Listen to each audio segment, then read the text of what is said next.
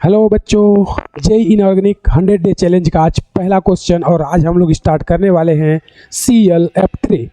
ClF3 ये JEE का सबसे फेमस और सबसे ट्रैप करने वाला कॉन्सेप्चुअल सबसे बेस्ट क्वेश्चन है। सबसे पहले हम लोग इसका काउंट करेंगे हाइब्रिडाइजेशन। क्या करेंगे? हाइब्रिडाइजेशन। तो सिंपल सा बेटा, बहुत ही इजी ट्रिक। क्या क्या क्लोरीन के वैलेंसी इलेक्ट्रॉन कितने? 7। कितने? 7। और साइड एटम फ्लोरीन कितने आए हैं? 3। तो डिवाइड कर दो 2 से, कितना आ जाएगा बेटा? 5। 5 मतलब sp3d। ये हो गया इसका हाइब्रिडाइजेशन। क्या क्या मेन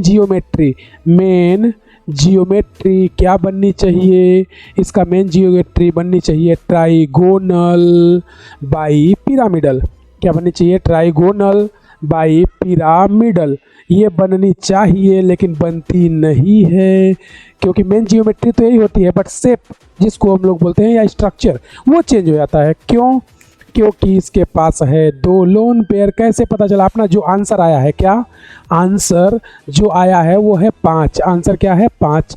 5 में से बेटा माइनस कर दो, साइड आइटम कितने हैं? 3। तो आंसर कितना आ गया? 2। 2 मतलब 2 लोन पेयर। लोन पेयर को कहाँ प्लेस करना चाहिए? तो बेंट रूल। लोन पेयर को कहाँ प्लेस करना चाहिए? बेंट रूल बताता है इक्वेटोरियल पे minimum repulsion maximum stability. Lone pair को इग्नोर मत करना, वरना जेई तुम्हारा सिलेक्शन इग्नोर कर देगा। तो लोन पेयर आने के कारण अब इसका जियोमेट्री क्या हो जाएगा? T shape. रटना नहीं है, अभी मैं बना के दिखाऊंगा। ट्राइगोनल बाई पिरामिडल मैं बनाता हूँ। ये लो, आ जाओ। ये अपना ट्राइगोनल और यहाँ पे सेंटर में क्लोरीन, ये ट्राइगोनल और 2 पिरामिड। तो ट्राइगोनल बाई पिरामिडल में यहाँ पर इस तरह से फ्लोरीन रख दो। ये फ्लोरीन और एक फ्लोरीन यहाँ पे। 2 लोन पेयर बचे, तो लोन पेयर को इक्वेटर पे प्लेस कर दो बेटे।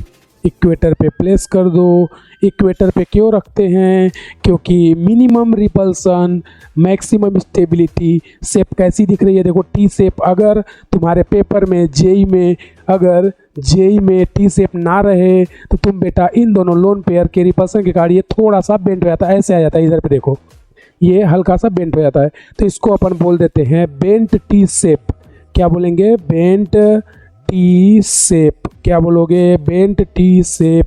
एनसीईआरटी का बहुत ही फेमस क्वेश्चन है ये, याद रखना।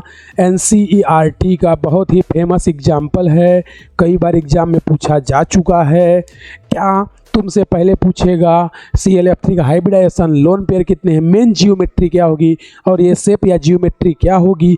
एनसीईआरटी में फेमस लाइन दिया हुआ है। क्लियर है? उसके साथ साथ अगर तुमसे पूछ दे कि इसमें एंगल कितना होगा, तो एंगल बेटा, एंगल 120 से कम होता है। क्यों? क्योंकि लोन पेयर रिपल्सन। एंगल बेटा 90 से भी कम हो जाएगा। रीजन क्या बोलोगे?